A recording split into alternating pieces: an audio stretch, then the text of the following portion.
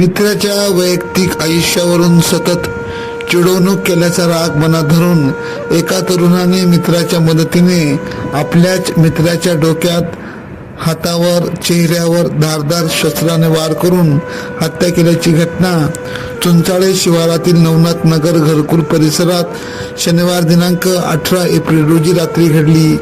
या प्रकरणी MIDC पोलिसांनी अवघ्या 2 तासात 2 गुन्ह्यातील आरोपी निष्पन्न करून आरोपितांना अटक केली.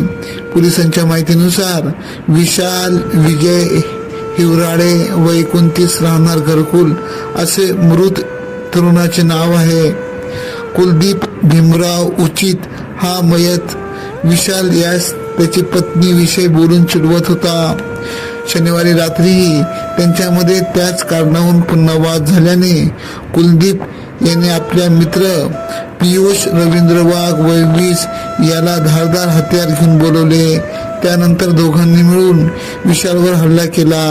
कुलदीपने त्याच्या डोक्यात धारदार शस्त्राने वार केल्याने विशालचा जागीच मृत्यू झाला.